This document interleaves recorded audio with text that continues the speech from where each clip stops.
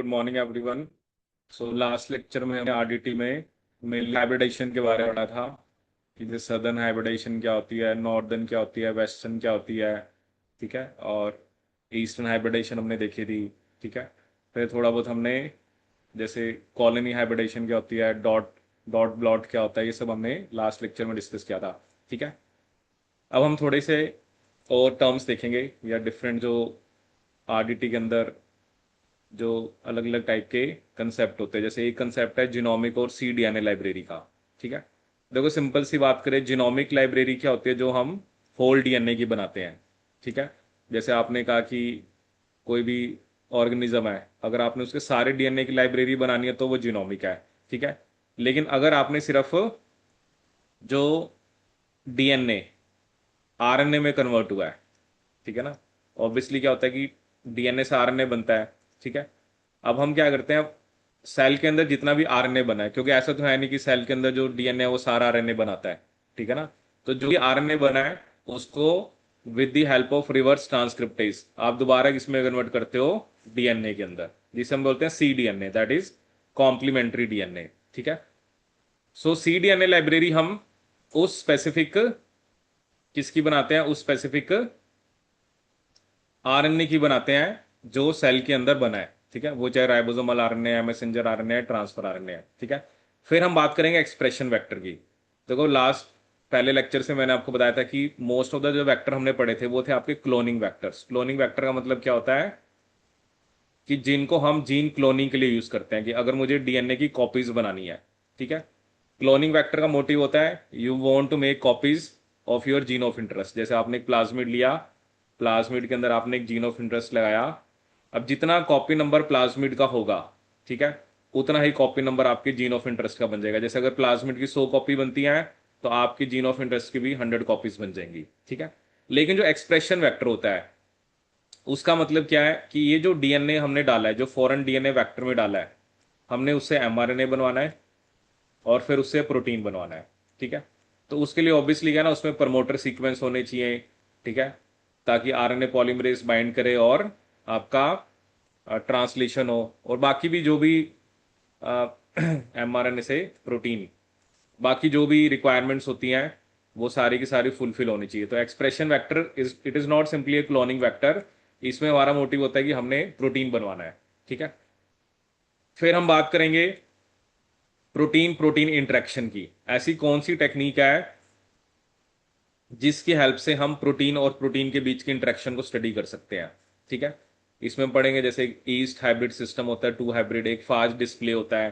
ठीक है। इसके अंदर मेनली हम दो टेक्निक की बात करेंगे, एक होता है ईस्ट टू हाइब्रिड ऐसे, एक होता है फाज डिस्प्ले। ईस्ट टू हाइब्रिड ऐसे और एक होता है आपका फाज डिस्प्ले। ईस्ट टू हाइब्रिड ऐसे और एक हम मेनली किसकी बात करेंगे, फाज डिस्प्ले। ऐसे अगर हमें डीएनए प्रोटीन की इंटरेक्शन स्टडी करनी है, जैसे इसमें हमें एक डीएनए फुट प्रिंटिंग होता है, एक चिप होता है, एक आपका ईएमएस से होता है, ये सारी टेक्निक्स हम पढ़ेंगे। ठीक है। जैसे एटलीस्ट आपको नाम भी बताऊं, बट अभी आपको क्वेश्चन भी करेंगे तो आपको क्लियर होगा। एक होती है DNA foot printing, DNA foot printing. दूसरी टेक्निक जिसके बारे में हम डिस्कस करेंगे उसका नाम होता है चिप, क्रोमैटिन इम्यूनो प्रेसिपिटेशन ऐसे। और एक हम जो बात करेंगे that is of your EMSA, electrophoretic mobility shift ऐसे। ठीक है। जैसे जो ईस्ट टू हाइब्रिड ऐसे है ना, इससे भी आप डीएनए प्रोटीन की इंटरेक्शन को स्टडी कर सकते हो। ठीक है। वो भी आगे आएगा। तो कई जगह पर तो मतलब प्रोटीन प्रोटीन ही लिखा होता है, बट ईस्ट टू हाइब्रिड ऐसे को आप डीएनए प्रोटीन की इंटरेक्शन के लिए भी करते हो। माइक्रोएरे टेक्निक होती है, इसकी हेल्प से आप थाउजेंड्स ऑफ जीन की एक्सप्रेशन को सेम टाइम पे स्टडी कर सकते हो। ठीक है। माइक्रोएरे को और हम क्या बोलते हैं, आपका ट्रांसक्रिप्टोम एनालिसिस। क्या बोलते हैं, ट्रांसक्रिप्टोम एनालिसिस।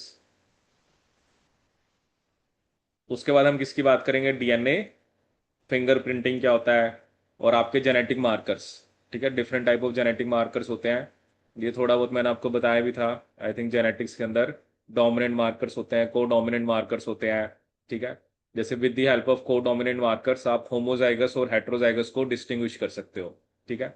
उसमें जैसे मैंने आपको आर एफ एल पी बताया था, और डोमिनेंट के अंदर RAPD AFLP, तो उसके बारे में भी थोड़ा सा बेसिक डिस्कस करेंगे। ठीक है, वहां भी मैंने आपको बताया था कि जब हम RDT पढ़ेंगे तो थोड़ा सा इन मार्कर्स के बारे में डिस्कस करेंगे। ठीक है, अब देखिए सबसे पहले हमने कंसेप्ट किसका देखा था, genomic library and CDN library. सबसे पहले हमने इसकी बात करी थी, genomic library and CDNA library. ठीक है, देखो क्या होता है जीनोमिक लाइब्रेरी का मतलब क्या है, आप क्रोमोसोमल DNA को निकालो सेल में से, उसको पहले डाइजेस्ट करो, क्योंकि क्रोमोसोम DNA बहुत बड़ा है ना, तो इतने बड़े DNA को तो आप सीधा वेक्टर में डाल नहीं सकते। तो you first of all you make fragments of the DNA, और फिर उस फ्रैगमेंट को वेक्टर में डालते हो, और उस वेक्टर को फिर आप बैक्टीरिया में डाल सकते हो। तो जो एक वेक्टर है, मतलब एक वेक्टर के अंदर आपने एक फ्रैगमेंट डाला हुआ है, अब वो डिपेंड करेगा ना कि जिस पर्टिकुलर ऑर्गेनिज्म की आप जीनोमिक लाइब्रेरी बना रहे हो उसका जीनोम साइज कितना है। ठीक है, क्योंकि जीनोम साइज बड़ा है तो ऑब्वियसली हम चाहते हैं कि बड़े बड़े फ्रैगमेंट्स बने। ठीक है ना, क्योंकि जितने ज्यादा फ्रैगमेंट्स होंगे फिर आपको उतने ज्यादा वेक्टर भी चाहिए होंगे। ठीक है, देखो यहाँ पर जैसे बता भी रखा है, जैसे आप ये देखो बैक्टीरिया है, उसका 4000 KB, जैसे हम लिखते हैं ना इकोलाई का जो साइज होता है वो 4.6 × 10⁻⁶। ठीक है, 4.6 × 10⁻⁶, मतलब उसको उसने 4000 KB लिख दिया। अगर मैं 1700 KB के फ्रेगमेंट्स करता हूं तो 700 फ्रेगमेंट बनेंगे, लेकिन वही फ्रेगमेंट्स अगर मैं 35 KB के करता हूं तो 340 बनेंगे। देखो ना, आधे हो गए। वही बात है, अब ईस्ट का 20,000 होता है, फ्रूट फ्लाई का 165,000। ठीक है, फिर ह्यूमंस का बता रखा है, ये हैप्लॉइड बता रखा है 3 × 10⁹। ठीक है ना, मतलब ये तो 6 लिखा हुआ है, बट KB है ना, KB 10⁻³ होता है। मेज का बता रखा है। अब वही है ना, अगर आप फ्रेगमेंट के साइज छोटे लेके चल रहे हो तो इसका क्या मतलब है, आपको क्लोन्स फिर ज्यादा बनाने पड़ेंगे। ठीक है, तो वही होता है ना, जैसे अब ह्यूमन जीनोमिक लाइब्रेरी है, तो आप यू गो फॉर बैक और यैक, क्योंकि उनका इंसर्ट साइज बड़ा होता है। ठीक है, तो जीनोमिक लाइब्रेरी में हमने पूरे DNA की बनानी है। ठीक है, तो ये ध्यान रखना पड़ेगा आपको, अगर ऑर्गेनिज्म का जीनोम साइज बड़ा है तो वी विल ट्राई कि हम बड़े बड़े फ्रैगमेंट्स बनाएं, एंड बड़े बड़े फ्रैगमेंट्स को हम फिर उन्हीं वेक्टर्स के अंदर डालें जिनका इंसर्ट साइज बड़ा है। ठीक है, क्योंकि अगर आप छोटे छोटे फ्रैगमेंट्स बनाओगे, जीनोम साइज इतना बड़ा है, तो फिर आपके नंबर ऑफ क्लोन्स जो है या नंबर ऑफ जो फ्रैगमेंट्स है वो ज़्यादा बनेंगे, और फिर क्योंकि हर एक फ्रैगमेंट को आपने अलग अलग वेक्टर के अंदर रखना है। ठीक है, CDNA लाइब्रेरी जैसे कि मैंने आपको बताया, पहले आप mRNA एक्सट्रैक्ट करते हो, फिर आप CDNA बनाओगे with the help of reverse transcriptase, क्योंकि जो हमारे वेक्टर है ना उसमें तो आप DNA लगा सकते हो। ठीक है ना, जो हम ये वेक्टर हमने डिस्कस करे ना, जितने भी क्लोनिंग वेक्टर हैं सबके अंदर आप DNA को ही लगाते हो। तो इसमें पहले आप mRNA को निकालो, with the help of reverse transcriptase आप उससे DNA बनाओ, फिर DNA को वेक्टर में डालो, और फिर उस वेक्टर को आप बैक्टीरिया में डाल दो। ठीक है, ऑब्वियसली अगर वो मोस्ट ऑफ द जो वेक्टर्स हमने डिस्कस करे थे वो बैक्टीरियल ही थे। एक यैक था जो आपका ईस्ट आर्टिफिशियल क्रोमोसोम, जिसको आप बोल सकते हो कि वो एक तरह से आपका सैक्रोमाइसिस एरिविसाई के अंदर होता है। ठीक है, तो genomic CDNA library, genomic library हम होल DNA की बनाते हैं, CDNA लाइब्रेरी सिर्फ हम उस DNA की बनाते हैं जो mRNA की फॉर्म में एक्सप्रेस किया है। ठीक है, जैसे चलो ये क्वेश्चन ट्राई करते हैं जैसे उसने आपको एक क्वेश्चन दिया कि हमारे पास एक जीन है, a gene from genomic library screen by hybridization technique. कि भाई यहाँ शायद कुछ और वर्ड होगा, या बाय यूजिंग होगा ना, by using hybridization technique. After hybridizing the probe usually a stringent washing step is given. क्योंकि हमने हाइब्रिडाइजेशन के बारे में लास्ट लेक्चर में पढ़ा था, तो हमने क्या कहा था ना कि हम अगर हमें किसी जीन को स्क्रीन करना है तो हमारा जो प्रोब है वो उसी के साथ लगे। ठीक है, the following steps are given to explain the stringent washing step. जैसे हमने हाई स्ट्रिंजेंसी की बात करी थी, तो उसमें हमने क्या कहा था, सॉल्ट कंसेंट्रेशन लो, टेम्परेचर हाई। ठीक है, चलिए देखते हैं। जैसे पहली स्टेटमेंट क्या लिखी है, जो स्ट्रिंजेंट वॉशिंग है that take care of removing unincorporated and non specifically hybridize probe molecule. तो ये सही है, क्योंकि जो लगे नहीं या जो नॉन स्पेसिफिक लगे हैं वो हट जाते हैं। ठीक है, तो ए स्टेटमेंट सही है। Stringent washing is done in a solution having high salt concentration. अब ये गलत हो गया, क्योंकि हमने कहा था सॉल्ट कंसंट्रेशन कम होनी चाहिए, टेम्परेचर ज्यादा होना चाहिए, ठीक है, जो कि आपकी सी वाली स्टेटमेंट जो है वो सही है। अब देखो बी गलत का मतलब फर्स्ट और थर्ड ऑप्शन तो खत्म होगी। अब ए भी सही है, सी भी सही है, ठीक है, मतलब ऐसे तो यही बन रहा है D. Salt present in washing solution support hybrid to stay intact by shielding the interference of water molecule, ठीक है। मैं भी कह रहा है कि जो सॉल्ट हम सॉल्ट की कंसेंट्रेशन क्या रख रहे हैं, जैसे हम कह रहे हैं हमने लो रखनी है, तो कहते हैं जो सॉल्ट होता है वो हाइब्रिड को सपोर्ट करता है by shielding the interference of water molecule, ठीक है।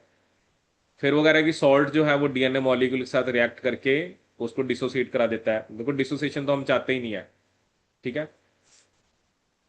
और एक स्टेटमेंट उसने क्या लिखी है, stability of hybrid is directly proportional to temperature. अब टेम्परेचर ज्यादा होगा तो हाइब्रिड की स्टेबिलिटी तो कम होगी ना, क्योंकि वो तो डिसोसिएट हो जाएगा। क्योंकि आपने हमने कहा था, हमें जो टेम्परेचर है हमने फॉर्मूला देखा था कि कितना जीसी कंटेंट है, कितना सोल्ट है, वो सारे फैक्टर पे डिपेंड करता है हमारा मेल्टिंग टेम्परेचर। तो हमने एक दो इक्वेशन देखी थी कि उस मेल्टिंग टेम्परेचर से हमने 25 डिग्री सेल्सियस पे कम पे कराना है। तो ये तो वैसे ही बिल्कुल गलत है कि स्टेबिलिटी, अगर टेम्परेचर के प्रोपोर्शनल का मतलब है कि टेम्परेचर जितना ज्यादा होगा उतना ज्यादा स्टेबल होगा, ठीक है। मतलब अभी इस लाइन से नहीं कंफ्यूज है, हाइयर टेम्परेचर रखना है। हाइयर टेम्परेचर मतलब वो हमने कहा था ना, वो टीएम पे डिपेंड करता है कि उस डीएनए, जो जिस जीन या जिस डीएनए को आपने डिटेक्ट करना है और जो हाइब्रिड के बीच में बन रहा है, तो उसके उसका टीएम है, उसके में से हमने 25 डिग्री सेल्सियस कम रखा था कि उस टेम्परेचर में हम क्या कराते हैं आपकी हाइब्रिडाइजेशन, ठीक है। तो इसका करेक्ट आंसर क्या बनेगा आपका, ए सी एंड डी। इसका करेक्ट आंसर क्या बनेगा, ए सी एंड डी, ठीक है। देखो अब हम बात करेंगे एक्सप्रेशन वेक्टर की, ठीक है। अभी तक जो हम वेक्टर्स के बारे में डिस्कस करते हैं वो कौन से वेक्टर थे आपके, क्लोनिंग वेक्टर, ठीक है, जिसमें आपने PBR 322, PBR 327, PUC8, PGM3G, most of them were cloning vectors, ठीक है। देखो एक्सप्रेशन वेक्टर में अब आप अपने हिसाब से बना सकते हो, मतलब आप ओरिजिन अपने हिसाब से डिसाइड कर सकते हो, क्योंकि ओरिजिन डिसाइड करता है कि जो आपका जीन है, जैसे क्या होता है ना, ऑब्वियसली आप कॉपी नंबर भी बना सकते हो, एक्सप्रेस भी करा सकते हो। अब इट डिपेंड्स ऑन यू कि आपको आपने जीन ऑफ इंटरेस्ट की कॉपीज चाहिए। जैसे आप देख रहे हो यहाँ पर PMB1, इसका 15 to 60 कॉपीज हैं, कॉल E1 की 15 to 20 हैं, PUC हमने पहले ही पढ़ा था 500 to 700 कॉपीज। मतलब आपको ऐसे याद नहीं रखना है, बट ये बस एक इमेज है जिससे आपको क्लियर होगा कि what are the different components of expression vector, ठीक है। Origin you can decide on your own promoter, क्योंकि प्रमोटर वो सीक्वेंस होता है जहां पे RNA पॉलीमरेज बाइंड करता है। जनरली प्रमोटर दो टाइप के होते हैं, कुछ स्ट्रॉन्ग होते हैं, कुछ वीक होते हैं। स्ट्रॉन्ग में भी वो होंगे जो जिनकी RNA पॉलीमरेज जिनके साथ जिनकी बाइंडिंग ज्यादा बेटर होती है और वो ट्रांसक्रिप्शन जल्दी जल्दी कराते हैं, ठीक है। यू कैन चूज प्रमोटर, आप लैक प्रमोटर चाहते हो, आप ट्रिप्टोफैन वाला प्रमोटर चाहते हो, आप अरेबिनोज वाला प्रमोटर चाहते हो। जैसे एक टैक होता है वो लैक ओपेरॉन और ट्रिप्टोफैन ओपेरॉन का मिक्सचर होता है, ठीक है। फिर एक होता है टैग, क्योंकि देखो आप जब प्रोटीन बनवा रहे हो बैक्टीरिया से या जिस भी, जैसे नॉर्मली आप बैक्टीरिया से बनवा रहे हो, तो बैक्टीरिया में तो और भी बहुत सारे प्रोटीन है। तो जो हमारे इंटरेस्ट का प्रोटीन है उसको हम कैसे फिर अलग करें, ठीक है ना, उसको हम कैसे सेपरेट करें। जैसे मैंने आपको बताया था पहले भी, जैसे जो निकल कॉलम क्रोमेटोग्राफी होती है उसमें हम क्या करते हैं, किससे टैग कर देते हैं, हिस्टिडीन 6 से। निकल कॉलम क्रोमेटोग्राफी, तो प्रोटीन को आप किससे टैग कर देते हो, किससे टैग करते हो आप, हिस्टिडिन 6। अगर आपने ये टैग लगा दिया तो फिर आप उसको, जैसे आपने एक आगे टैग लगा देना है, ठीक है। बाद में क्या होता है ना, कोडिंग सीक्वेंस भी होता है ताकि आप टैग को हटा पाओ, क्योंकि टैग का काम तो क्या है, सिर्फ हमें बाद में प्रोटीन को प्यूरिफाई करने में हेल्प करेगा। अलग अलग टाइप के टैग होते हैं, ठीक है। कुछ पेप्टाइड टैग होते हैं, कुछ जैसे आपने फ्यूजन पार्टनर, ठीक है, वो भी हम डिस्कस भी करेंगे। बट बाद में यू रिमूव दैट टैग, ठीक है। यहाँ पर मल्टीपल क्लोनिंग साइट्स हैं, ठीक है, जहां पर आप अपने जीन ऑफ इंटरेस्ट को लगा सकते हो, ठीक है। सेलेक्टेबल मार्कर है, टर्मिनेटर है।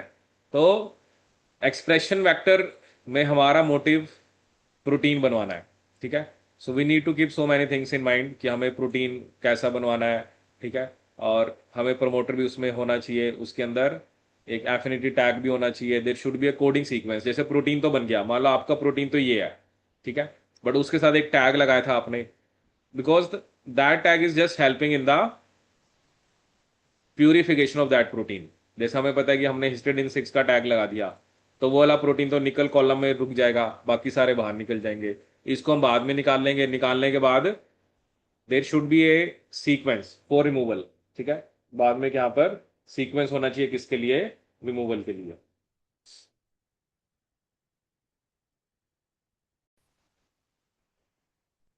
ठीक है, तो ये हमने पढ़ा आपका एक्सप्रेशन वेक्टर। ठीक है, अब देखो ना यहाँ पर डेफिनेशन दे रखी है कि एक्सप्रेशन वेक्टर क्या होता है। एक्सप्रेशन वेक्टर के अंदर रेगुलेटरी एलिमेंट्स होते हैं allowing the expression of any foreign DNA it carries. ठीक है, a foreign gene present on expression vector can be efficiently transcribed and translated by the host cell. ठीक है, एक्सप्रेशन वेक्टर वो है जहां पर डीएनए की ट्रांसक्रिप्शन भी हो और आगे ट्रांसलेशन भी हो। The simplest expression vector transcription vector, they allow transcription but no translation. ठीक है, लेकिन जो प्रोटीन एक्सप्रेशन वेक्टर होते हैं वो ट्रांसक्रिप्शन भी कराते हैं, ट्रांसलेशन भी कराते हैं, ताकि रिकॉम्बिनेंट प्रोटीन बने। ठीक है, तो ऐसे वेक्टर के अंदर ट्रांसक्रिप्शन रेगुलेशन वाली सीक्वेंसेस होने चाहिए, ऐसे भी सीक्वेंस होने चाहिए जो आरएनए की प्रोसेसिंग को कंट्रोल करें और जो प्रोटीन बनवाए। ठीक है, मतलब एक्सप्रेशन, अब वो आप पे डिपेंड करता है ना कि आपने सिर्फ ट्रांसक्रिप्शन करानी है या आपने ट्रांसक्रिप्शन के साथ ट्रांसलेशन भी करानी है। ठीक है, हमने ये जो वेक्टर दिखाया है इसके अंदर मेनली हमने ट्रांसलेशन भी करानी है, क्योंकि तभी तो आप उससे टैग लगा रहे हो ना। और वो जो टैग है वो एक, जैसे अभी मैंने आपको बताया कि एक histidine 6, that is a tag of amino acids. वो किसका टैग है, एक अमीनो एसिड्स का टैग है। जैसे अब ये हमें थोड़ा सा बता रखा है प्रमोटर सीक्वेंस के बारे में। ठीक है, कि किस टाइप का प्रमोटर आपको चाहिए। ठीक है, वो देखो ना, यहाँ पे सिर्फ हमारे पास सिर्फ ऑप्शंस हैं। ठीक है ना, देखो क्या है कि आप चाहे लैकोपेरोन की बात करो, उसका अपना प्रमोटर होता है, ट्रिप्टोफैन का अपना प्रमोटर होता है। टैग क्या बता रखा है, ये हाइब्रिड होता है, ट्रिप्टोफैन और लैक प्रमोटर। ठीक है, और ये उनसे स्ट्रॉन्गर है। एक होता है लैम्डा पीएल। कौन सा होता है आपका लैम्डा पीएल। ठीक है, it is a very strong promoter. ये ना आपको मैं वैसे कराऊंगा क्योंकि ये मैंने पहले इतनी बार कराए नहीं, बट इस पर ना एग्जाम में क्वेश्चन आता है। जो लैम्डा बैक्टीरियोफाज है ना, इसकी लाइफ साइकिल, ये एक नया टॉपिक है जो हम करेंगे इस बार ही ना, क्योंकि इस बार भी क्वेश्चन आया हुआ था। इसकी लाइफ साइकिल ना थोड़ी सी कॉम्प्लेक्स होती है। ठीक है, जैसे मैंने आपको जब वेक्टर्स बताए थे वहां पर तो सिर्फ हमने एज ए वेक्टर डिस्कस किया था, जैसे देखा था ना उसमें अलग अलग जीन्स हैं। ठीक है, इसमें मैंने आपको बताया था अगर सीआई जीन है, अगर सीआई सीआई एक तरह से लैम्डा रिप्रेसर होता है। जब मैंने अगर सीआई ऑन है तो कौन सी साइकिल होती है, लाइसोजेनिक। लेकिन अगर क्रोन है तो कौन सी होते हैं, लाइटिक। ठीक है, तो ये मैं आपको डिटेल में अलग से बताऊंगा इस बारी ना, क्योंकि ये इंपॉर्टेंट टॉपिक है, बट वहां पे मैंने डिस्कस नहीं करा था। एक्चुअली ना इसमें बड़े सारे प्रमोटर होते हैं, जैसे यहाँ पे लिखना है लैम्डा पी एल, ऐसे एक पी आर होता है। ठीक है, तो बड़े सारे टाइप के ना प्रमोटर होते हैं। थोड़ा सा यू कैन से कि इसकी लाइफ साइकिल कॉम्प्लेक्स है। कॉम्प्लेक्स का मतलब क्या होता है ना, अब देखो ना लाइसोजेनिक दिखाना है या लाइटिक दिखाना है। ठीक है ना, या कई बार क्या होता है कि वो लाइसोजेनिक फेज में बाद में लाइटिक में शिफ्ट करना है, तो ऑब्वियसली एक्सप्रेशन में कुछ ना कुछ चेंज है। मतलब वो पूरा आपको लाइफ साइकिल में पढ़ना पड़ेगा। अगर ऐसी सिचुएशन है, सिंपल सिचुएशन तो यही मैंने आपको जो बताई, अगर सीआई ऑन है तो that is responsible for the lysogenic phase. ठीक है, क्योंकि ये लैम्डा रिप्रेसर होता है, सीआई जीन का नाम लैम्डा रिप्रेसर भी आप बोल सकते हो। ठीक है, और अगर क्रो ऑन होता है तो लाइटिक होता है। ठीक है, इसमें ना बड़े सारे प्रमोटर होते हैं, जैसे पी एल होता है, पी आर होता है, ऐसे बड़े सारे टाइप के प्रमोटर्स मैं आपको बताऊंगा। जैसे पी एल, ये लेफ्ट और राइट के बेस पे होता है।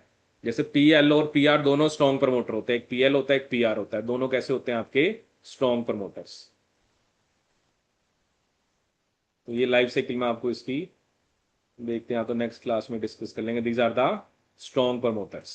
ठीक है, देखो अब जो हम सिर्फ स्टडी करें ना, we are just getting the, ऐसा नहीं है कि आपको जैसे पूछेगा ऐसे कि कौन सा प्रमोटर हम चूज करें, हम सिर्फ एक आइडिया ले रहे हैं। ठीक है, जैसे आगे हम क्वेश्चन भी करेंगे, तो एक ओरिजिन ऑफ एप्लीकेशन आपने डिसाइड कर लिया, प्रमोटर आपने डिसाइड कर लिया, फिर वो कह रहा है कि रिपोर्टर जीन। रिपोर्टर जीन वो जीन होगी ताकि जो हमारा प्रोटीन बना है उसको बाद में हम डिटेक्ट और क्वांटिफाई भी कर पाए।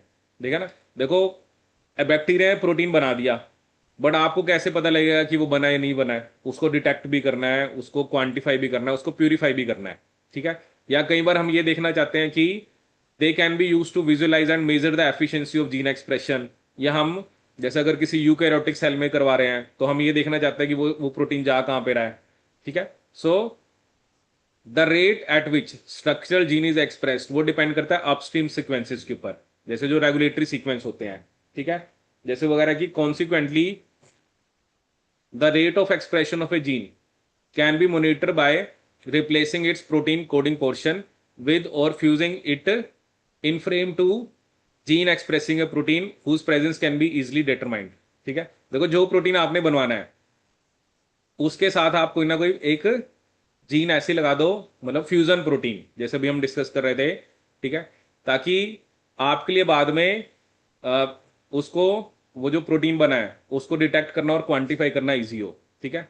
Many of the studies to investigate the function of promoter enhancer and the factor which bind to them have made use of reporter genes. ठीक है। अलग अलग रिपोर्टर जीन है, जैसे एक लैगजी जीन होती है।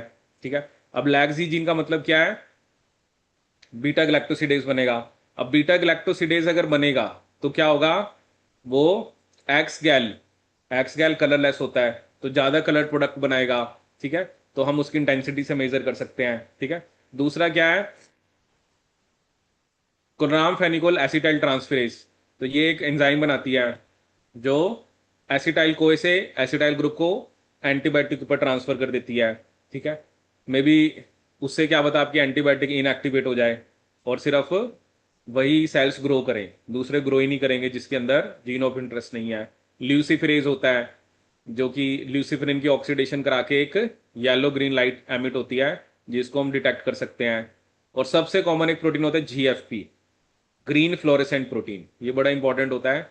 मतलब ये सब क्या फ्यूजन प्रोटीन है, रिपोर्टर प्रोटीन है।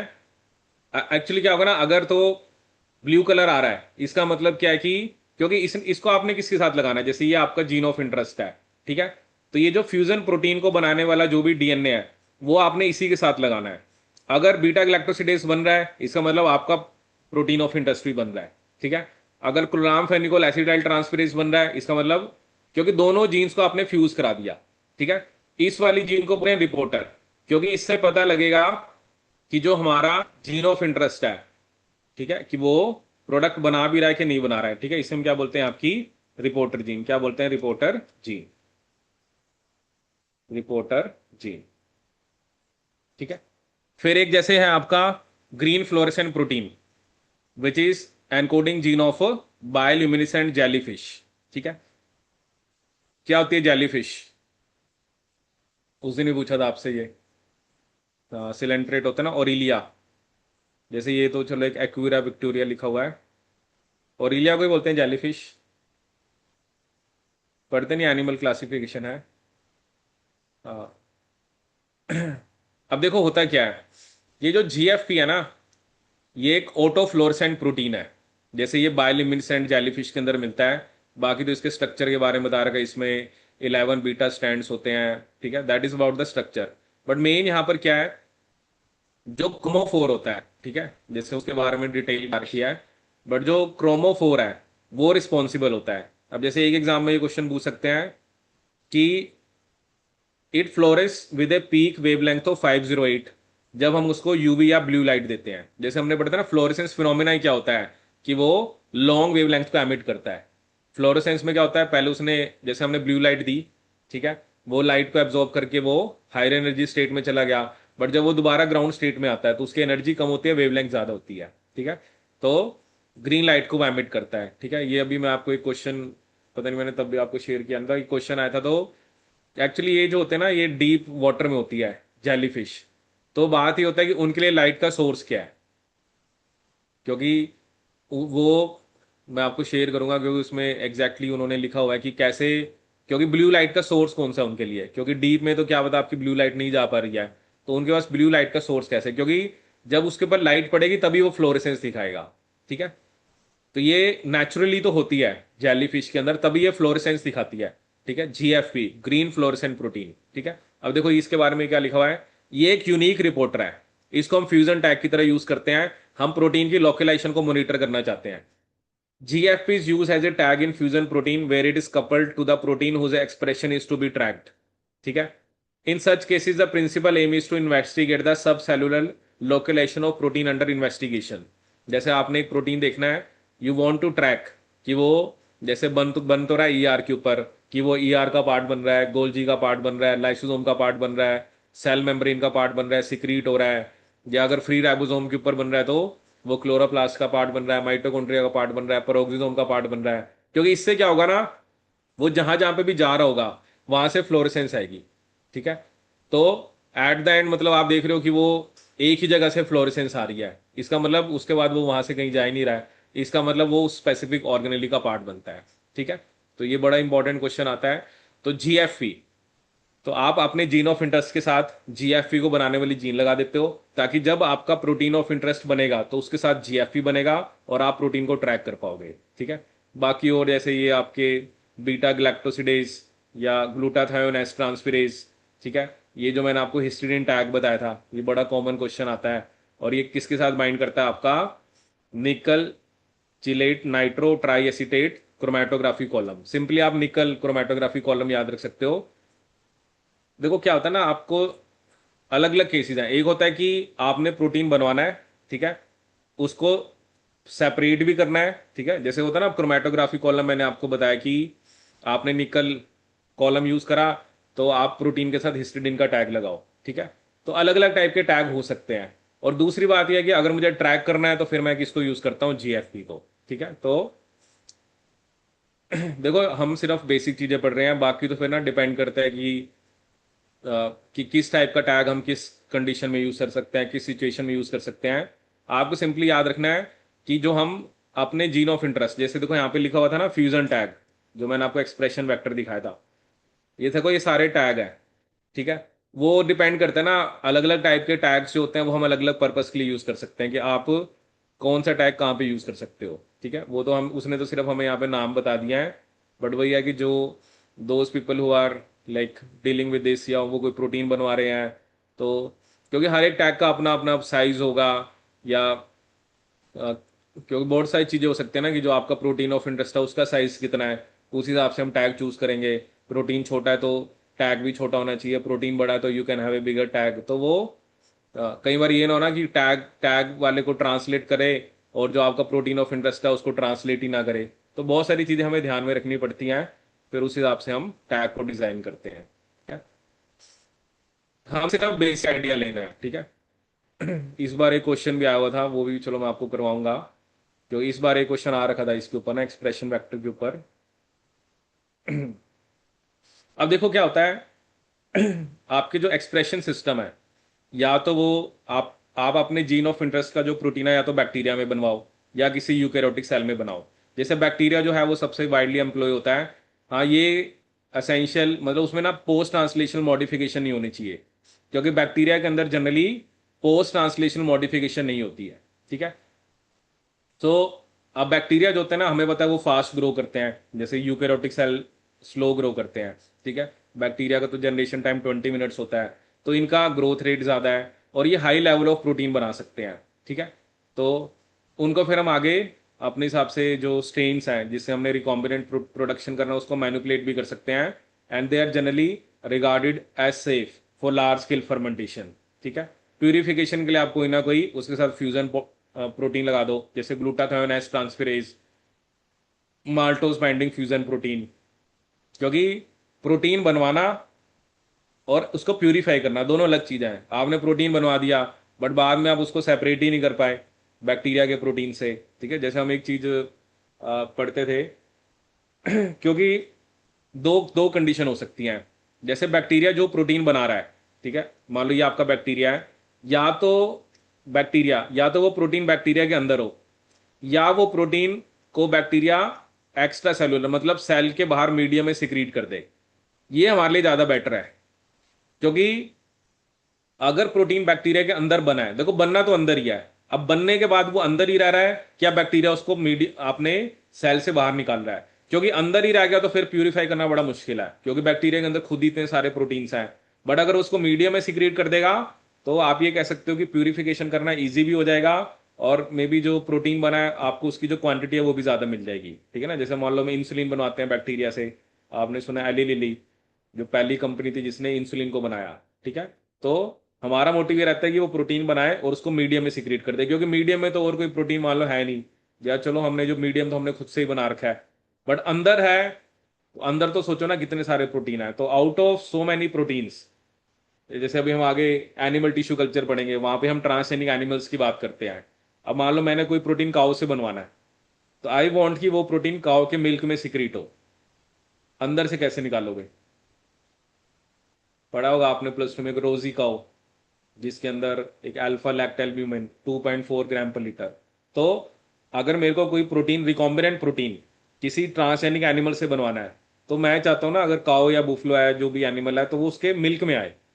अंदर से निकालना तो बड़ा मुश्किल है ना प्रोटीन को। इसलिए हम क्या करते हैं, उनके साथ वो प्रमोटर लगाते हैं जो मिल्क प्रोटीन वाले होते हैं, ताकि वो प्रोटीन वो मिल्क मिल्क के थ्रू बाहर आ जाए, ठीक है। तो ये हम पढ़ेंगे आगे। क्योंकि अंदर से कैसे निकालोगे बताओ, अंदर से निकालना तो मुश्किल है ना। चलो बैक्टीरिया के अंदर तो अलग बात है, उनको तो आपने लाइस करा दिया, वो सारे के सारे बैक्टीरिया को मार दिया, बट एनिमल को तो ऐसे अंदर से प्रोटीन निकालना बहुत मुश्किल है, ठीक है। अब बात हो रही है अगर तो पोस्ट ट्रांसलेशनल मॉडिफिकेशन होती है, फिर आप बैक्टीरिया को तो यूज कर नहीं सकते, ठीक है। वो कहता है कि मोस्ट प्रोटीन, जैसे अगर चलो आप यूकेरोटिक से बनाते भी हो, तो वो ना कई बार इनसॉल्युबल एग्रीगेट बना देता है, मतलब बड़े सारे प्रोटीन इकट्ठे हो गए, तो उसमें से फिर फंक्शनल प्रोटीन को रिकवर करना मुश्किल हो जाता है, ठीक है। दूसरी प्रॉब्लम क्या है, मतलब वो कह रहा है कि बैक्टीरियल सिस्टम के अंदर अगर आप यूकेरोटिक जीन्स का प्रोडक्ट बनवा रहे हो, तो समटाइम्स व्हाट हैपन, जितने भी प्रोटीन बैक्टीरिया ने बना दिए बट वो एक साथ हो गए। जैसे हमें पता भी है कि बैक्टीरिया जो है वो इंक्लूजन बॉडीज की फॉर्म में स्टोर भी करता है, जो उसका स्टोरेज मटेरियल होता है ना, जैसे ग्लाइकोजन ग्रेन्यूल्स होते हैं, पॉलीफॉस्फेट ग्रेन्यूल्स होते हैं, तो बैक्टीरिया खुद भी स्टोर करता है। Another problem is that prokaryotes do not carry out the same kind of post translation modification। अगर आपके प्रोटीन के अंदर, क्योंकि क्या होता है ना, इन मॉडिफिकेशन की वजह से ही प्रोटीन जो है वो, उसका एक फंक्शन है। जैसे अगर ग्लाइकोसाइलेशन होती है, जैसे हमने सेल बायो में पढ़ा था, फॉस्फोरिलेशन होती है, या जो भी दूसरी मॉडिफिकेशन होती है, बैक्टीरिया के अंदर ये मॉडिफिकेशन होती नहीं है। तो तो ऑब्वियसली जब तक ये मॉडिफिकेशंस नहीं होंगी तब तक वो प्रोटीन ना तो स्टेबल होगा और ना ही वो अपनी एक्टिविटी दिखा पाएगा, ठीक है। दूसरी प्रॉब्लम क्या है कि बैक्टीरिया के अंदर फोल्डिंग भी अच्छे से नहीं होती, ठीक है ना। तो we need to keep so many things in mind. अगर आपने बैक्टीरिया से प्रोटीन बनवाना है, तो एक तो वो इनसॉल्युबल एग्रीगेट ना बनाए, दूसरा उसमें पोस्ट ट्रांसलेशन मॉडिफिकेशन ना हो, और तीसरी बात की उसमें फोल्डिंग भी सही से हो, ठीक है ना। देखो आप यूकैरियोटिक जीन का प्रोडक्ट बैक्टीरिया से बनवा रहे हो, यूकैरियोटिक की अलग कंडीशंस हैं, या वहां पर अलग टाइप का एटमॉस्फेयर है, यूकैरियोटिक सेल के अंदर अलग सिनेरियो है, ठीक है। सो फिर वही है, अगर ऐसी प्रॉब्लम्स हमें होती है तो फिर हमें यूकैरियोटिक सिस्टम देखना पड़ेगा। You can go for yeast mammalian cell, जैसे एक बैक्यूलो वायरस होते हैं, baculovirus specifically insect cell को इन्फेक्ट करते हैं। अगर मेरे को किसी जीन की एक्सप्रेशन इंसेक्ट से करवानी है, तो मैं बैक्यूलो वायरस यूज करता हूँ, ठीक है। एडवांटेज यही है कि, मतलब advantage of eukaryotic protein expression system include very high level of expression. इनमें भी फिर हमें टैग लगाना पड़ेगा हिस्टिडीन का, M/C। लेकिन डिसएडवांटेज यूकैरियोटिक सिस्टम का क्या है कि यूकैरियोटिक सेल जो है वो ग्रो बहुत स्लो करते हैं, ठीक है। तो मे बी, क्योंकि जितने ज्यादा सेल्स होंगे उतना ज्यादा प्रोडक्ट बना पाएंगे, but eukaryotic cells they to more time. So obviously जो आपको प्रोसेस है यूकैरियोटिक एक्सप्रेशन के लिए लॉन्ग लॉन्ग टाइम के लिए रन करना पड़ेगा, ठीक है। अब जैसे ये क्वेश्चन है, बताओ इसका आंसर क्या होगा।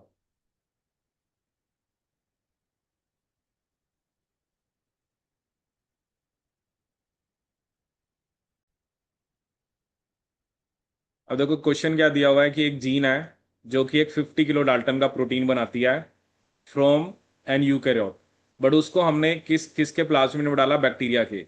प्रमोटर कौन सा यूज करा और ऑपरेटर कौन सा यूज करा, इकोलाई का, ठीक है। अपॉन एडिशन ऑफ आईपीटीजी, क्योंकि आईपीटीजी क्या होता है, वो लैक ऑफ को इंड्यूस कराता है। कहता है 50 किलो डाल्टन प्रोटीन डिटेक्ट ही नहीं हुआ, इसका मतलब वो बना ही नहीं है। तो क्या इनमें से कौन सी एक्सप्लेनेशन हो सकती है, ठीक है। अब पहला वो क्या कह रहा है कि the clone sequence lack the Kozak sequence, ठीक है। देखो बैक्टीरिया में तो आपको कोजेक सीक्वेंस चाहिए ही नहीं, तो ये अगर तो कोजेक सीक्वेंस नहीं है वो तो सही है। बट ये आंसर नहीं हो सकता, क्योंकि कोजेक सीक्वेंस जनरली हम यूकैरियोट्स में बोलते हैं वगैरह। इकोलाई जो है वो 40 किलो डाल्टन से बड़े प्रोटीन नहीं बना सकता। ये भी आप, जो हमारे पास जो इंफॉर्मेशन है उसके बेस पे आप ये भी नहीं बोल सकते। ठीक है। एक होता है डिफरेंसेस इन कोडोन प्रेफरेंस। ठीक है। अब देखो क्या हो सकता है ना, बैक्टीरिया के अंदर कोडोन प्रेफरेंस में डिफरेंस हो सकता है। इसका क्या मतलब है कि, क्योंकि जो हम बोलते हैं ना, जो हमारा जेनेटिक कोड है वो नियरली यूनिवर्सल होता है, तो एक्सेप्शन होती है। तो ये हो सकता है कि क्या पता जो कोडोन हमारे अंदर अमीनो एसिड बना रहा हो, क्या पता वो बैक्टीरिया के अंदर स्टॉप कोडोन की तरह काम कर रहा हो। So that is one of the reason जिसकी वजह से 50 किलो डाल्टन नहीं बना। ठीक है। क्योंकि ये कहना कि उसके पास एनएलएस होता है, ये भी देखो, ऐसी चीजों को बताने के लिए you should have other statistics. But ये जो प्रोटीन नहीं बना, इसका मतलब कोडोन जो प्रेफरेंस है उसमें डिफरेंस है। ठीक है। कि मे बी, क्योंकि जेनेटिक कोड हमने पढ़ा था नियरली यूनिवर्सल होता है, एक्सेप्शंस होती हैं। तो क्या पता कि कोई कोडोन है, maybe that is coding for amino acid in eukaryote, but that may be acting as a stop codon in bacteria. ठीक है। अब हम किसकी बात करेंगे, प्रोटीन प्रोटीन इंटरेक्शन की। ठीक है। इस पे भी एग्जाम में क्वेश्चन आया था। ठीक है। देखो इसमें ना पीछे सारे क्वेश्चन ही हैं जो आपको रिसेंटली एग्जाम में आए हुआ है। जैसे देखो ये सारे के सारे इसके अंदर मैंने यहाँ पर क्वेश्चन ही डाले हुए हैं। ठीक है। तो कोई नहीं, हम करेंगे ट्राई। अब यहाँ पर लिख रहा है protein protein interaction. Protein protein interaction के लिए मैंने आपको दो टेक्निक बताई। एक जनरली होती है फाज डिस्प्ले, और एक होती है आपका ईस्ट टू एब सिस्टम। ठीक है। ईस्ट टू एब सिस्टम में भी आया था पीछे नेट के पेपर में क्वेश्चन, तो देखते हैं उसके बारे में। जैसे आप ये देखो क्या होता है, इसमें मैं आपको दो डायग्राम दिखाऊंगा। जैसे आप फर्स्ट डायग्राम में देखो क्या हो रहा है। जैसे वो कह रहे हैं कि हमने सीडीएनए लिए दो प्रोटीन के। ठीक है। और उसको हमने फ्यूज कराया to domain of a yeast protein. जैसे आप डायग्राम देखो, ये ईस्ट का डोमेन 1 है, ये ईस्ट का डोमेन 2 है। हमने ह्यूमन प्रोटीन ए और बी के बीच में देखना है कि वो आपस में इंटरेक्ट करते हैं कि नहीं करते हैं। हमने क्या करा, प्रोटीन ए के साथ ईस्ट का एक डोमेन लगा दिया, प्रोटीन का दूसरे के साथ दूसरा लगा दिया। और उनको हमने, जो डीएनए है वो हमने introduce recombinant C DNA into the E cell. ठीक है। अब देखो होगा क्या, कि मान लो एक टारगेट जीन है, हमने हमने इसकी एक्सप्रेशन स्टडी करनी है। ठीक है। अब वो क्या कह रहा है कि the two recombinant cDNAs are introduce into E cell. ठीक है। If the two human protein interact with each other, they bring the two domains of each protein together. जैसे मान लो क्या, ये डोमेन 1 है, ये डोमेन 2 है। अगर इनमें इंटरेक्शन हुई तो डोमेन 1 और 2 आपस की मतलब पास पास आ जाएंगे। और जब ये पास पास आएंगे, डोमेन 1 डीएनए से बाइंड करता है। ठीक है। At a portion upstream of target gene. और डोमेन 2 जो है वो टारगेट जीन के एक्सप्रेशन को या ट्रांसक्रिप्शन कराता है। ठीक है। अगर मान लो इन दोनों प्रोटीन में इंटरेक्शन नहीं हुई, तब तो क्या होगा, जीन की ट्रांसक्रिप्शन ही नहीं होगी। ठीक है। लेकिन अगर इन दोनों प्रोटीन में इंटरेक्शन हुई, जो कि इस डायग्राम में दिखा रखी है। ठीक है। क्योंकि डोमेन 1 तो चलो डीएनए से बाइंड कर गया। ठीक है। अब क्या है, डोमेन 2 ट्रांसक्रिप्शन तभी कराएगा जब ये दोनों पास पास होंगे। और डोमेन 1 और 2 को पास पास आने के लिए प्रोटीन ए और बी का इंटरेक्शन करना जरूरी है। ठीक है। तो आपने क्या देखा, टारगेट जीन की एक्सप्रेशन हो रही है, इसका मतलब प्रोटीन ए और बी आपस में इंटरेक्ट करते हैं। ठीक है। एक ये डायग्राम है। दूसरा डायग्राम क्या है, जहां पर ना हम कुछ वर्ड यूज करते हैं, जैसे प्रे क्या होता है। ठीक है। जैसे आप ये देखो, एक होता है बेट वर्ड, एक होता है प्रे। ठीक है। अब ये वही सिमिलर ही है, जैसे वहां पे था ना, ईस्ट का डोमेन 1 है, ये ईस्ट का डोमेन 2 है। जैसे एक डोमेन को उसने क्या लिख दिया, जो डीएनए से बाइंड करता है उसको बोल दिया उसने बेट, और जो ट्रांसक्रिप्शन की एक्टिवेशन कराता है उसे बोल दिया प्रे। ठीक है। और ये वो टारगेट प्रोटीन है, और ये बाइंडिंग पार्टनर है। ठीक है। अगर ये दोनों प्रोटीन आपस में इंटरेक्ट करे, जो कि डायग्राम में दिखा रखा है, तो क्या होगा, बेट और प्रे पास पास आएंगे। बेट डीएनए से बाइंड करता है और प्रे आगे ट्रांसक्रिप्शन कराता है। तो ऐसा क्वेश्चन आता है पेपर में। अगर इन दोनों प्रोटीन्स में इंटरेक्शन नहीं होगी तो क्या होगा, there will be no transcription of the reporter gene. Transcription of the reporter gene हमें यह बता रही है, या उसकी आगे ट्रांसलेशन होने से हमें यह पता लग रहा है कि दो प्रोटीन आपस में इंटरेक्ट कर रहे हैं। ठीक है। जैसे क्या ना, ईस्ट का डोमेन 1 2 एक साथ ही होते हैं वैसे तो। ठीक है। अब हमने क्या करा, डोमेन 1 को एक प्रोटीन के साथ लगा दिया, डोमेन 2 को दूसरे के साथ।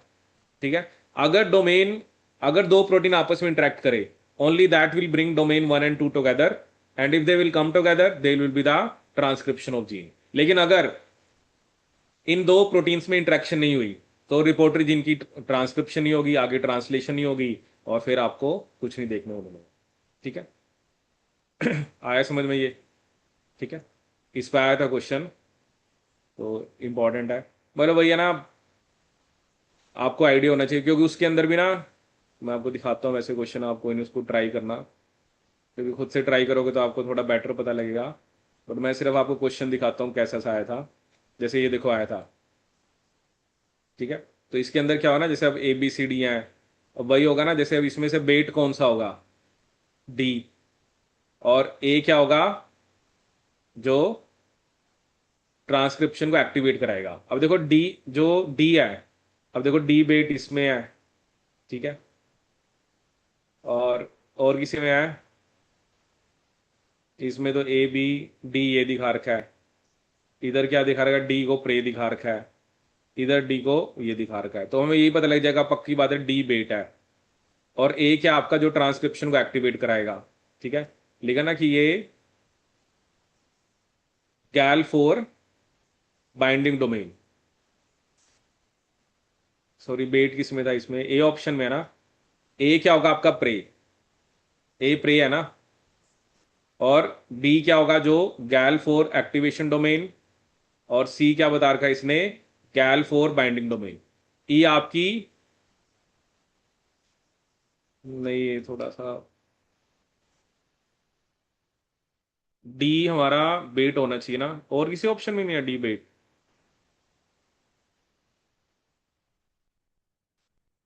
एक मिनट, एफ तो हमारा होना चाहिए जो ट्रांसक्रिप्शन को, मतलब जिसकी आपने ट्रांसक्रिप्शन करवानी है, एफ हमारी रिपोर्टर जीन होनी चाहिए। एफ रिपोर्टर जीन इसके अंदर है, सीओडी में।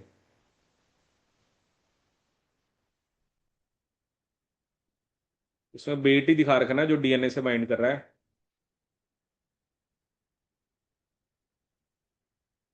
और दूसरे वाले को क्या दिखा रखा था, प्रे, जो ट्रांसक्रिप्शनल एक्टिवेशन वाला डोमेन है।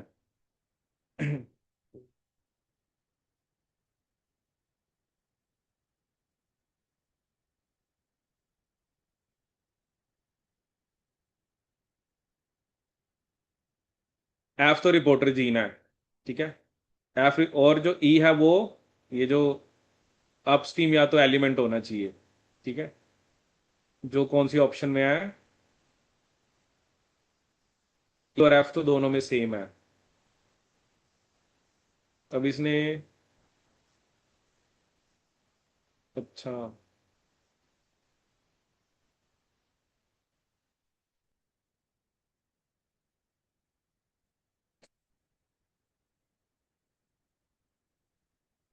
इसमें क्या करा इसने, हम्म, ए को इसने,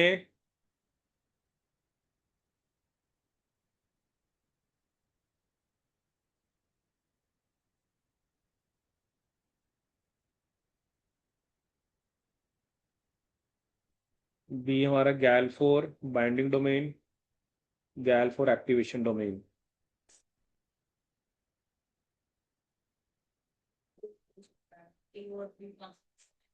सी और,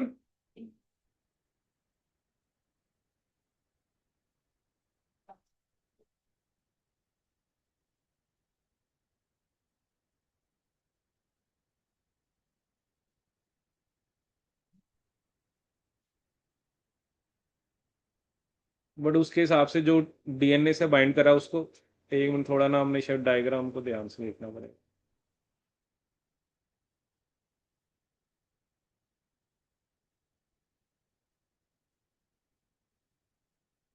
या तो पूरे के पूरे को बेट बोल रहा है ना वो, है ना। हम्म, हाँ, हम्म, फिर उसी हिसाब से हमारा जो,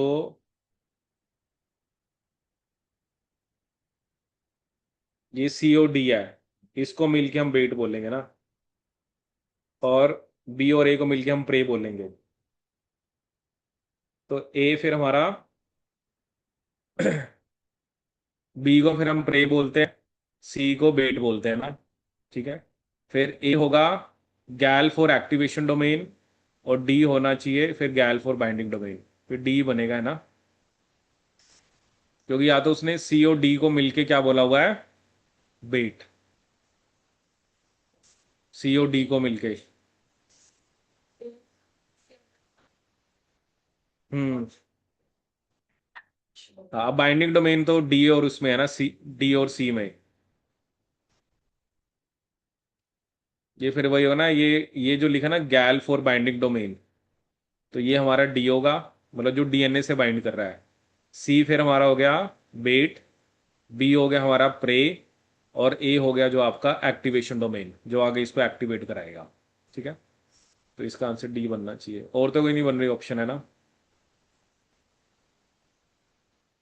वही ना, थोड़ा सा डायग्राम को ध्यान से देखना पड़ेगा आपको।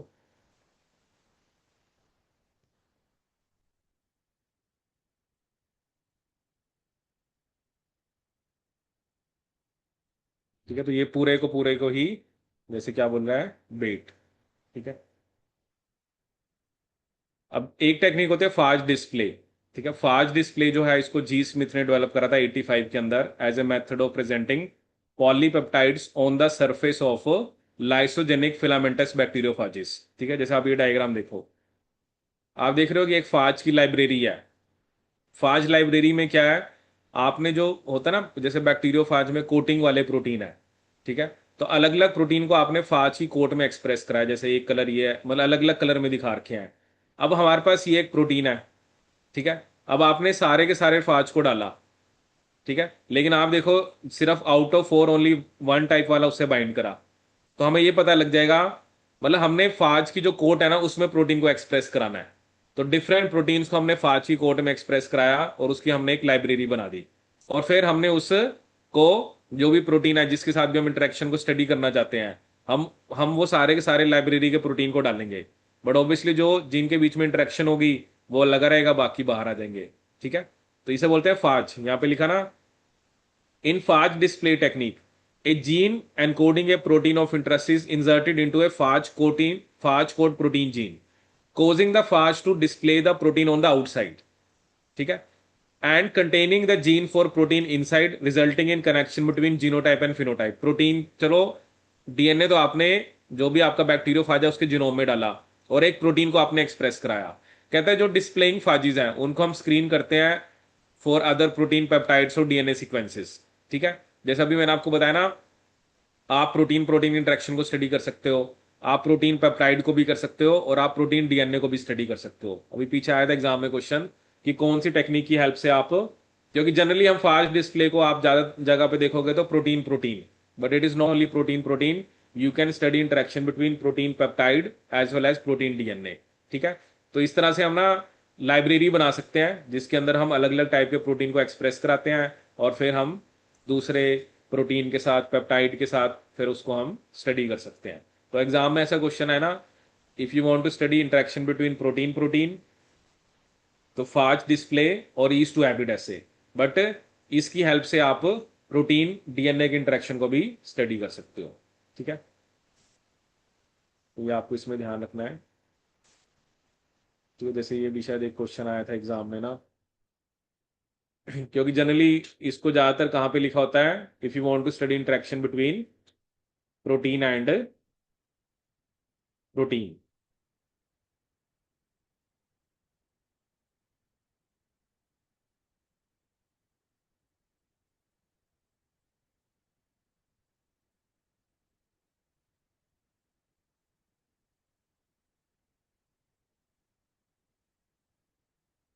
ये देखो, which of the following techniques allows to study all three type of interaction, namely protein protein, protein DNA and protein RNA। तो उसका आंसर था फाज डिस्प्ले। क्या आंसर था उसका, फाज डिस्प्ले। क्योंकि जो चिप होता है, और जो मैंने अभी आपको बताया डीएनए फुट प्रिंटिंग होता है, और एक आपका ईएमएसए, उसको मेनली हम किसके लिए स्टडी करते हैं, अगर आपने डीएनए प्रोटीन की इंटरेक्शन करनी है। ठीक है, चलो अब थोड़ा सा डीएनए प्रोटीन इंटरेक्शन के बारे में देखते हैं। अब देखो इसमें सबसे पहले आपको एक टेक्निक दिख रही है जिसका नाम है डीएनए फुटप्रिंटिंग। ठीक है, देखो इसमें सिंपली क्या होता है, इसमें देखो क्या लिखा हुआ है, आपने ना एक 32 फॉस्फोरस एंड लेबल डीएनए लेना है। ठीक है, आपने एक तो डीएनए से निक कराया, ठीक है ना, डीएनए होता है। आप देख रहे हो आपके पास ना अलग अलग साइज के लेबल्ड फ्रेगमेंट्स आ रहे हैं। ठीक है, और ये हमने उसको इलेक्ट्रोफोरेटिक जेल पे सेपरेट कर लिया। ठीक है, लेकिन अगर कोई प्रोटीन एक स्पेसिफिक जगह पर अगर डीएनए से बाइंड है, मतलब आपके पास एक प्रोटीन है, you want to check it out कि वो डीएनए से बाइंड करता है कि नहीं करता है। अगर वो कहीं बाइंड करा तो डीएनए वहां पे कट नहीं कर पाएगा, and what will happen, you will not get these fragment. अब आपको ये फ्रेगमेंट्स मिले नहीं, इसका मतलब ये वो पोर्शन है डीएनए का जहां पे प्रोटीन बाइंड करता है। और एक चीज आप ये भी कह सकते हो, इससे आपको पता लग जाएगा, अगर तो देखो दोनों का पैटर्न सेम आता प्रोटीन डालने के बाद, इसका मतलब प्रोटीन डीएनए से बाइंड करता ही नहीं है। बट क्योंकि there is a difference in the pattern, जहां पर प्रोटीन बाइंड करेगा वहां पे डीएनए अपना एक्शन दिखाई नहीं पाएगा, और उसकी वजह से आपको क्या दिखेगा, देर इज ए, आपको जैसे यहाँ पे डीएनए फ्रेगमेंट्स ही नहीं दिख रहे। ठीक है, तो आपको पैटर्न ही डिफरेंट दिख रहा है, इसका क्या मतलब आपका कि इसको हम क्या बोलते हैं, फुट प्रिंटिंग।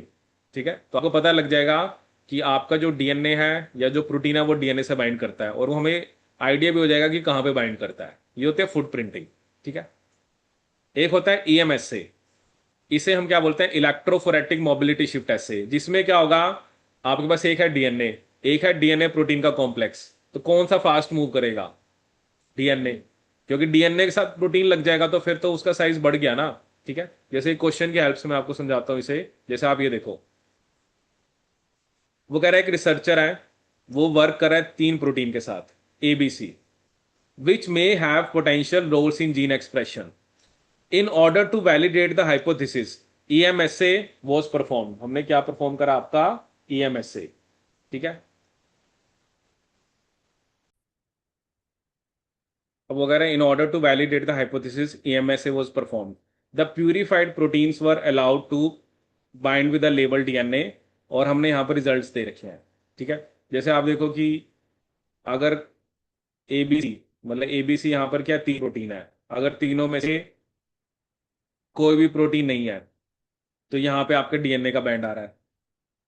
आपने सिर्फ बी दिया तब भी बैंड यहीं आ रहा है, आपने सी दिया तब भी यही बैंड आ रहा है। इसका मतलब तो ये है कि बी और सी जो है वो डीएनए से बाइंड नहीं करते, क्योंकि क्योंकि अगर अगर बी और सी डीएनए के साथ लग रहे होते तो बैंड थोड़ा सा उनका पहले आता ना, क्योंकि जो चीज बड़ी होती है वो स्लो मूव करती है। जैसे कि आप ए में इसमें देख सकते हो, ए जब आया तो आपके पास ये बैंड आया, इसका मतलब ए जो है वो डीएनए से बाइंड करता है। ठीक है, इसका मतलब ये ऑप्शन सही है, protein A possesses DNA binding motif. ठीक है, तो ये तो सही है। तो इसमें शायद ऑप्शंस नहीं लिखी हुई ना यहाँ पे, चलो देख लेते हैं वैसे ही। दूसरा इसमें क्या है, जब आपने ए और बी दोनों दिया तो आपके पास 2 बैंड आए। ठीक है ना, जब आपने बी दिया कोई बैंड नहीं आया। ठीक है, ए दिया तो एक बैंड आया, जब ए और बी दोनों आए तो आपके वजह से 2 बैंड आए। एक तो वही कि अगर आपका क्या बाइंड करा है, ए, ये तो ए वाला है ना, इसका मतलब क्या हो सकता है कि एक एक तो उसने लिखना है कि protein B possess the DNA binding motif, ये तो गलत है, क्योंकि बी जब आपने दिया था कोई बैंड आया नहीं। हाँ, ये हो सकता है कि जो प्रोटीन बी है वो डीएनए प्रोटीन ए कॉम्प्लेक्स के साथ बाइंड करता है, क्योंकि प्रोटीन ए जब डीएनए से लग गया उसके साथ आगे बी लग रहा है, तभी तो और स्लो मूव करा, तो ये हो सकता है। तो ए भी सही है, सेकंड गलत है, थर्ड भी सही है। अब देखते हैं, protein C binds to DNA only when protein A is bound. अब आप प्रोटीन सी देखो, जब मैंने बी और सी दिया कोई बैंड नहीं आया, और जब मैंने ए और सी दिया तब भी ए का ही बैंड आया। इसका मतलब क्या है, प्रोटीन सी जो है ना तो वो डीएनए से बाइंड करता है, ना वो डीएनए प्रोटीन ए फ्लेक्स के साथ बाइंड करता है। ठीक है, तो ये भी क्या आपका गलत है, तो इसके अंदर फर्स्ट और थर्ड आपका सही होगा। कौन सी इंटरप्रिटेशन सही है, फर्स्ट एंड थर्ड। देखो आप समझ रहे हो ना कि ऐसे क्वेश्चन वो पूछता है, आपको इसलिए पहले इलेक्ट्रोफोरेसिस की नॉलेज होनी चाहिए। नाम ही क्या है, इलेक्ट्रोफोरेटिक मोबिलिटी शिफ्ट ऐसे, मतलब क्या है कि जब अगर तो प्रोटीन डीएनए से बाइंड करेगा, that will be going to affect the mobility of the DNA, ठीक है। क्योंकि जब डीएनए के साथ प्रोटीन लग गया तो वो कॉम्प्लेक्स हो गया हैवी, और जो चीज हैवी होगी वो जेल इलेक्ट्रोफोरेसिस पे स्लो मूव करती है, ठीक है। इसलिए आपको मैंने बताया ना, इसलिए हमने पहले टेक्निक्स पढ़ी थी। आप देख रहे हो ना, हर जगह पर हम इलेक्ट्रोफोरेसिस की बात कर रहे हैं। तो क्योंकि जितने आपने हाइब्रिडाइजेशन करनी है, जितने भी आप ये ज्यादातर एक्सपेरिमेंट होते हैं ना, बिकॉज आपने डीएनए फ्रेगमेंट्स को अलग करना होता है, ठीक है। आपका अगर डीएनए प्रोटीन से बाइंड करा है या प्रोटीन डीएनए से बाइंड करा, तो उस केस में क्या होगा आपका, तो जो मोबिलिटी है वो कम हो जाएगी। That is why the name of the assay is electrophoretic mobility shift assay. Binding of protein with the DNA will be going to reduce the mobility of the DNA. क्या आया समझ में ये? ठीक है। फिर एक होता है क्रोमैटिन इम्यूनोप्रेसिपिटेशन एसे, इसे बोलते हैं चिप, ठीक है। जैसे इसके बारे में देखो क्या लिखा है, अगर हमें इवैल्यूएट करना है किसको, ट्रांसक्रिप्शन फैक्टर और डीएनए के इंटरेक्शन को, ठीक है। And it is critical for advancing gene expression regulation and epigenetic modification. ChIP can detect and relatively quantify specific protein DNA and protein protein interactions in vivo at a single locus और multiple loci, ठीक है। अगर आप, मतलब इसमें भी उसने क्या लिखा है, अगर आपने डीएनए प्रोटीन और protein protein interaction in vivo, in vivo का मतलब क्या होता है, जैसे आप किसी लाइव सेल या किसी एनिमल के अंदर, जैसे होता है ना, बोलते हैं इन विवो, एक होता है in vitro, in vivo. In vitro होता है कि जैसे आप लेबोरेटरी में एक्सपेरिमेंट कर रहे हो, इन विवो जनरली हम बोलते हैं जो एक्सपेरिमेंट मॉडल पे काम कर रहे हो, ठीक है। This technique you can also use for DNA protein as well as protein protein interaction. ChIP में क्या होता है, केमिकली क्रॉस लिंक कराते हैं प्रोटीन को डीएनए सीक्वेंस से, which is followed by immunoprecipitation of the cross link complexes, ठीक है। जैसे आप यहां पे देख सकते हो, जैसे इसमें आप देखो क्या हो रहा है कि आपने क्या करा, जैसे सेल है, ठीक है। पहले उसमें से जो भी आपने जैसे डीएनए लगाया, ठीक है, और एक आप देख रहे हो कि प्रोटीन की क्रॉस लिंकिंग, ठीक है। उसके बाद उसने क्या दिखाया है, एंटीबॉडी बाइंडिंग। किसकी बाइंडिंग करा रहे हैं हम, एंटीबॉडी की, ठीक है। क्योंकि एंटीबॉडी हमने किसके लिए दिया है, उस स्पेसिफिक प्रोटीन के लिए, ठीक है। और उसके बाद आप क्रॉस लिंक को रिवर्स करा देते हो, मतलब इससे आप डीएनए को प्यूरिफाई भी कर रहे हो, ठीक है। और आगे आप फिर क्वांटिटेटिव या रियल टाइम पीसीआर कर सकते हो, ठीक है। क्योंकि अगर, क्योंकि ये क्या दिखा रहा है कि डीएनए के साथ प्रोटीन बाउंड है, ठीक है। और यहां पर आपने एंटीबॉडी लगा रखी है, वो एंटीबॉडी प्रोटीन के लिए स्पेसिफिक है। मे बी आपके पास तो डीएनए तो और भी है ना, क्योंकि आप ये देखना चाहते हो कि अगर आपके पास मल्टीपल डीएनए है तो जो प्रोटीन ऑफ इंटरेस्ट है वो किसके साथ बाइंड कर रहा है, ठीक है। तो आपने यहां पर एक एंटीबॉडी बाइंडिंग कराई, ठीक है। एंटीबॉडी के साथ वही डीएनए लगेगा जिसके साथ प्रोटीन लगा हुआ है, बाकियों के साथ तो प्रोटीन लगाना है, क्योंकि ये एंटीबॉडी एक प्रोटीन के लिए स्पेसिफिक है, ठीक है। देखो यहां पर यही बता रखा है, chip involves chemically cross-linking proteins to DNA sequences. Now you have lots of DNA sequences, but protein तो हर एक के साथ बाइंड नहीं करेगा ना। Protein will only bind to that DNA जिसके ऊपर उसकी बाइंडिंग साइट होगी। यू हैव लाइक आपके पास 10 डीएनए है, बट क्या पता वो 10 में से एक डीएनए के साथ ही बाइंड कर रहा है, which is followed by immunoprecipitation of the cross link complexes. क्योंकि इससे क्या होगा, जैसे ऑब्वियसली ना, जो एंटीबॉडी, मान लो, अब मान लो डीएनए के ऊपर यहां पर जैसे दो प्रोटीन है, तो एक ये वाली एंटीबॉडी दूसरी भी लग गई, तो क्या हो गया, उसने उसको क्या करा था, क्रॉस लिंकेज होगी, ठीक है। उसके बाद वो क्या कह रहा है कि and the analysis of resultant DNA by and point और क्वांटिटेटिव पीसीआर, माइक्रो एरे और नेक्स्ट जनरेशन सीक्वेंसिंग। उसके बाद जो भी आपने करना है, क्योंकि आप डीएनए को सेपरेट कर रहे हो, उसके बाद आपने उसको, आपने देखना है कि वो, आपने उसकी सीक्वेंसिंग करनी है, वो भी आप कर सकते हो, ठीक है। मतलब चिप के अंदर क्या हो रहा है, obviously you need to add protein, ठीक है। अगर वो डीएनए से बाइंड करा, जैसे ना बड़े सारे डीएनए उसने दिखाना है लाइसिस के अंदर, ये तो स्पेसिफिकली उसने वो डीएनए दिखाया है मे बी जिसके साथ आपका प्रोटीन बाइंड हुआ है, ठीक है। तो वो हमने इन विवो करा, मतलब सेल्स को जैसे हमने एक प्रोटीन दिया, वो डीएनए पे जाके बाइंड कर गया। बाद में आपने सेल का लाइसिस कराया, अब सेल में से तो बड़े सारे डीएनए निकलेंगे या उनके फ्रेगमेंट्स होंगे। अब क्या होगा, आप एंटीबॉडी बाइंडिंग कराते हो। एंटीबॉडी किसके लिए है, उस प्रोटीन के लिए जो डीएनए से बाइंड है, जैसे कि आप देख सकते हो। फिर बाकी डीएनए वॉशिंग कराई, बाकी डीएनए लगोगे। अब आपके पास वो स्पेसिफिकली डीएनए आ गया जिसके साथ एक प्रोटीन बाउंड था, और बाद में आपने भैया कि आप जो क्रॉस लिंकिंग होते हो उसको भी रिवर्स कर देते हो, तो आपको एक स्पेसिफिक डीएनए मिल गया जो आपको चाहिए था कि जिसके साथ प्रोटीन बाउंड था, मतलब क्रॉस लिंकिंग कराने के बाद, क्योंकि मेन इससे हमें ये पता लग गया कि वो प्रोटीन पूरे जीनोम किस डीएनए के साथ लगता है, और हमने उसको अलग कर लिया। बट ये होता है इन वीवो। पहले आप सेल के अंदर प्रोटीन दे रहे हो, प्रोटीन डीएनए से बाइंड करेगा, फिर सेल से डीएनए को निकालोगे, और फिर आप एक एंटीबॉडी है उस प्रोटीन के लिए, क्योंकि प्रोटीन तो हमने ही दिया है। अगर प्रोटीन कहीं ना कहीं डीएनए पे लगा है तो वो प्रोटीन उस एंटीबॉडी से बाइंड करेगा। Rest of the DNA will not bind, वो अलग हो गए। इसे बोलते हैं हम चिप, क्रोमैटिन इम्यूनोप्रेसिपिटेशन ऐसे। तो इससे नॉट ओनली, उन्होंने लिखा not only DNA protein, but you can also study the interaction about of protein protein also. ठीक है, तो इसके अंदर वैसे दो तीन टॉपिक है, एक माइक्रो है, एक फिंगर प्रिंटिंग है, एक मार्कर्स है। ये चलो इसको करेंगे। अब इसमें लो जो भी क्वेश्चंस है ना वो आप ट्राई करना, क्योंकि फिर नेक्स्ट लेक्चर में ना मेनली हम ये थोड़ा सा पढ़ के फिर इसके बाद मेनली हमने जो क्वेश्चंस हैं वो इसके करेंगे। ठीक है,